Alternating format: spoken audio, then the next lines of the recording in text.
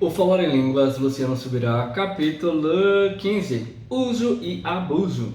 Temos que pautar toda a nossa conduta pelo ensino da palavra, que é bem equilibrado. Só que o abuso não justifica o desuso. O que devemos é corrigir o uso. Meninice. Penso que uma única palavra define a maioria dos abusos que ocorrem no meio evangélico. A meninice.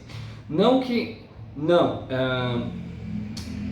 O que leva as pessoas a errarem é a falta de maturidade, pois a maioria muitas vezes é muito bem intencionada.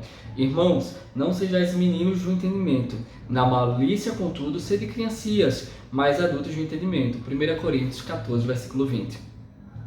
O abuso não justifica o desuso. Não é porque alguns motoristas abusam na direção e acabam promovendo acidentes que eu vou deixar de ser um motorista, como se dirigir em si fosse algo errado. E aqui ele vai falar que por conta dos extremos que há em relação às línguas, que tem gente que é muito picareta, não é que a gente vai chegar no outro extremo agora e parar de usar e achar que é algo que não precisa mais ser feito e que devemos evitar fazê-lo para que não haja excessos. Não, nós temos que corrigir o uso dela, né?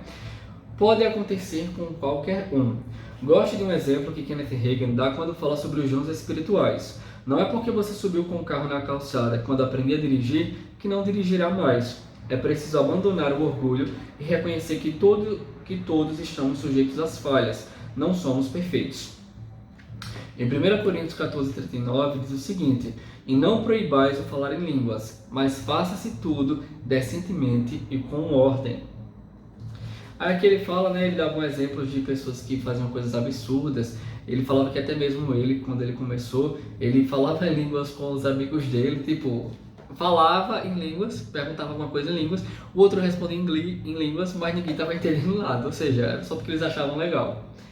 Escrevendo as línguas, aí ele já fala sobre o caso daquelas pessoas que escrevem em línguas. Ele disse que um dia houve uma situação em que ele estava, logo no começo da fé dele, que ele estava em uma reunião de oração e uma irmã começou a falar em línguas e a outra, a escrivana, começou a escrever o que ela estava literalmente escrevendo a língua estranha e embaixo colocou a tradução. No começo, como ele não tinha entendimento, ele pensou, poxa, será que é de Deus? Achou estranho, né? Mas lógico que não era. Aí vamos lá, próximo tópico, assustando o incrédulo. Entre as mais variadas meninices, há uma que julgo pior do que todas. É aquela em que o cristão ora com o incrédulo em línguas, ou mesmo quando a igreja se põe toda a falar em línguas, desrespeitando a presença dos incrédulos em seu meio. Em 1 Coríntios 14:22 fala, de modo que as línguas são um sinal não para os crentes, mas para os incrédulos. A profecia, porém, não é sinal para os incrédulos, mas sim para os crentes. Salvo nesta condição da manifestação das línguas como sinal aos incrédulos, esse textão não está em harmonia com nenhum outro dentro do assunto, pois é a única exceção em que o incrédulo será tocado. Essa é a única ocasião em que as línguas não parecerão loucura, exatamente por serem inteligíveis para quem as ouve. Mas graças a Deus que, à medida que amadurecemos pelo ensino, também abandonamos essas infantilidades e passamos a agir de modos diferentes. E é isso aí. Sejam abençoados na prática da oração em línguas. Valeu, partiu!